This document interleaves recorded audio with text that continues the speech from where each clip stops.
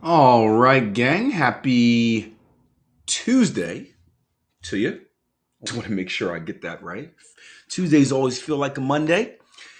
How's everyone doing today? Can you hear screen, see voice as always? Recording is going good. Has your brain unmelted from yesterday's session? Or she says not yet. Yeah. If you guys didn't see it, we had our normal Monday Q&A yesterday, and it was a pretty strategy heavy one. Usually we dig into there's different type of topics we dig into whatever comes up.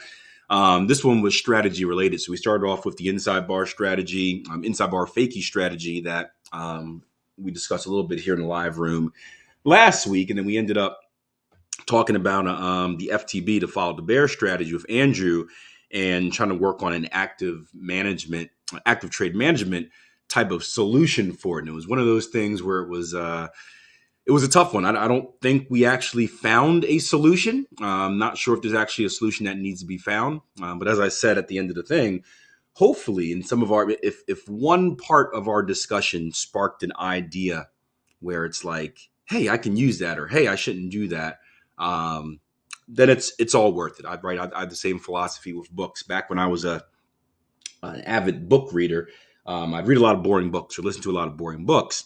But I'd always tell myself that, hey, if there's one thing beneficial that you can learn from a book, or even if one thing in a book, or the same thing goes for a webinar or a course, if one thing sparks an idea that is beneficial towards the future, then it's still worth it. So yeah, head still spinning. Yeah, I'm frustrated as well. Still, Orsi, you know me, I don't like leaving things unturned, or I like finding solutions. So part of me is like, I was up for I was up all night last night. I'm like, is there something I missed? Is something I could have done better? But I'm sure that's not the last time we'll hear. And Andrew's a smart guy, so he'll figure it out. But welcome back to the live room. Happy Tuesday, guys. People joining on Trading View and YouTube. Happy Tuesday to you as well. YouTubers and you guys, by the way, thank you. Found out I hit 50,000 subscribers this past week. I don't know when I hit it. I haven't checked, but someone in the comments said, hey, congrats on the 50,000. I'm like, what? So that's pretty cool. It means absolutely nothing as far as really anything aside from it's a cool number, and, we like to celebrate. So it gave me an excuse to kind of create a cool graphic. So thank you for that. Now, we had two options today. There's not a whole bunch on my radar today, especially in my personal portfolio. But I decided to go back to the dollar yen today. It was between dollar yen and pound yen. And I'm pissed off at pound yen because it stopped me out on a pattern trade last week only to reverse and hit target. So it's in my doghouse. So we're going to go back to the dollar yen today. This is going to seem familiar. Why? Because it is the same exact setup that we've been following for the entire year. So if you're new, this is something that's been on our radar. The bigger setup has been on our radar since the beginning of the year. There were some smaller trades in there as well. I did take a trade on dollar yen. Was it last? Might have been 2 weeks ago now. Hit for target one, stopped out for break even on second position, going for that home run trade. But the same premise, right? Nothing has changed with the setup. The original setup was this little guy up here. Or you guys tell me, right? What does this little guy up here represent as far as reading a trend, reading directional activity, all of that fun stuff? And let's make sure we're keeping the show notes going. Dollar yen to start, right? That is a new structure high, right? We broke and closed above previous structure high, new structure high, which means that this point is our previous outside return. So in this trend continuation model, in this bullish prediction, this prediction is still valid until this outside return level is still broken, right? And there were different levels in between here that we were looking at, right? The first level was right up here, right? There were intermediate levels, but the bigger picture is still there. And again, looking for a move to 1700s, right? Or 117s, excuse me, looking left structurally as clues over here. So we've come down. Orsi's a little bit ahead of herself. We retraced down. And as Orsi mentioned, what did we get when we retraced down? A beautiful what?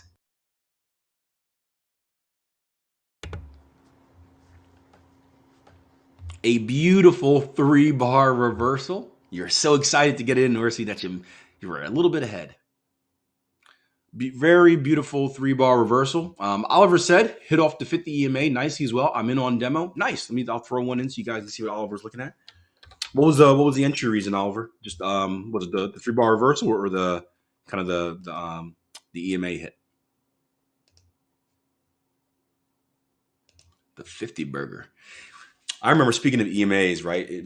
Todd Brown, one of my mentors, right? You guys always hear about Jason Stapleton because he was the more vocal of my mentors. It's funny. I think me and Jason Greystone are the same way. I think he takes a lot after Jason as far as vocal, being out there. He's this presence that demands like attention.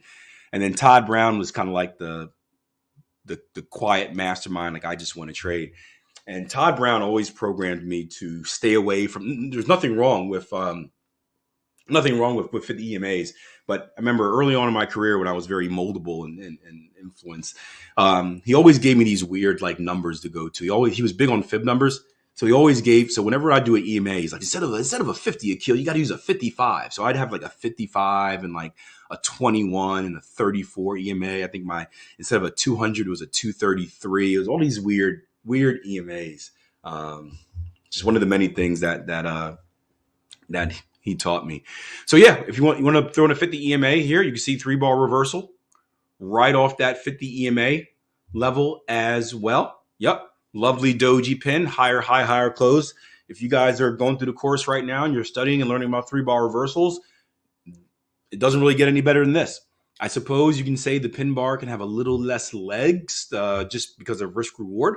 But that's a kind of a different story there. So yeah, beautiful pin bar, beautiful 3-bar reversal. If you're looking to trade here in the daily, this can easily be an entry signal for you. Now we're going to go down to the 4-hour because this hasn't passed. So you can enter right now at market if you're a daily trader. Yeah, if we have I don't have them on here, but if we go to real quick, if I go right quick to dollar yen here on Ninja Trader charts real quick, you can see we just banged off our bottom VS1 level as well. Oop, where's my chart at? Let's go back to trading view. All right, so let's go down to a lower time frame as well. I know not everyone is a daily trader. Sorry, I'm getting I move stuff around. It's not organized. Here we go. So let's go down to our lower time frame as well, our 4-hour, right? You can see a few things happening here. Nice engulfing candle right here on the 4-hour chart. This is where I got involved. So I'm in here for round 2. See if we can get it. Again, same trade as before. But recently, if we go down to an hourly, something else has happened, right? We had another nice combination here, right? We had this little structure shelf, right? We're seeing this on a lot of pairs, kind of this, you can call it like a mini head and shoulders if you want, but this structure shelf where price action was in a heavy bearish move. We put in these small little retracements before going down, and then we came up and started stalling at these levels. If you look around about 4 or 5 pairs, you're going to see this. Dollar Swiss was a good example from this weekend's video. And we just broke and closed above that level, followed by a retracement right back down into the previous level of structure. And the current candle wasn't too good. But this morning, when doing analysis, we had 2 beautiful candles, right? Another pin bar right here, positive bullish candle right there with the higher high, higher close. So for someone on the hourly, this would have been another higher high, higher close entry right here as well. Now, what's interesting really quick on the 4-hour, just go back to yesterday's conversation. What do you guys notice about not the current candle, but the previous candle? So not the one that's forming now. I guess this one too. But what do you notice about the current candle? Or the previous candle, sorry, not the current candle. Following up on yesterday's Q&A. Yeah, both inside bars, right? So here's a good example if you guys are new to the inside bar deal, right? This bad boy, this big one is the mother bar, right? Again, here's your range. High, low. This next candle completes, right? Fully within the range. And even currently, our current candle right here, which still is about an hour and 20 minutes before closure, is inside that next bar's range as well. So again, we know that inside bars, right, with how they're constructed, what does that tell us? It tells us that what is happening?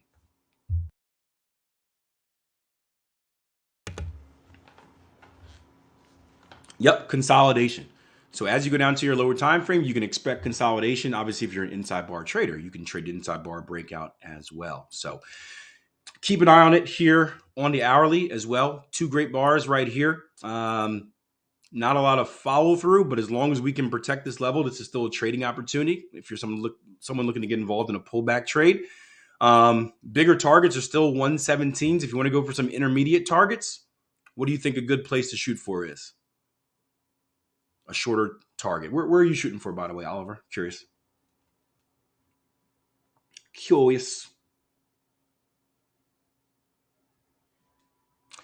Or she says 115.40s. Gonna move some of these inside bar lines up there to 115.40s. Bang. Looking at this drop off point right here, Orsi, would be my guess. 116 evens right up here. That's where my bigger targets are as well, Oliver. So we're on the same page there. I think they're like 115.60 somethings, but same area.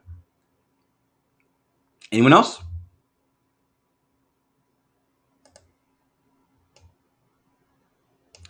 So here in the hourly, I like this level. I like this 115.40 level, right? We have some confluence there as well. If we want to take our Fibonacci extension tool, drag it from this little break, swing low to swing high, and back down. We're going to have a 1618 Fibonacci extension, lining up there. And if we take our Fibonacci retracement tool from this bigger swing high, down to swing low, you've got a 618 in that area as well. So if you're looking for that extension here on the hourly, I think this is a pretty decent level to look for targets. So dollar yen, still in business. Again, higher time frame, same exact setup that we were looking at weeks ago, just at a different location. Again, just being patient. Lower time frame, kind of a similar micro version of the setup, kind of instead of the bigger pullback like we saw in the daily, have a smaller pullback here. But still a decent opportunity to look to get long. Again, pay attention to this current candle. If we were to violate this level, then that's going to be a no-go on the smaller time frame trade. Any questions on dollar yen, live room, or social media world? Social media world, if you're new, I give you guys the top trading idea on my radar for the day. Then I boot you, only to return tomorrow and do the same thing. Live rumors, of course, we're going to stay for the entire session and dig into the rest of the radar, which is pretty light today. Some pattern stuff going on, but you guys always have some creative ideas. All right. Looks like no questions coming in, so that's a wrap. Social media guys, YouTube, TradingView, thank you for joining. Do me a favor on your way out, hit that like button. Subscribe if you haven't done so already. We have to reach 100,000 subscribers next. And by next, I mean by next week. That's the goal. Big goals, right?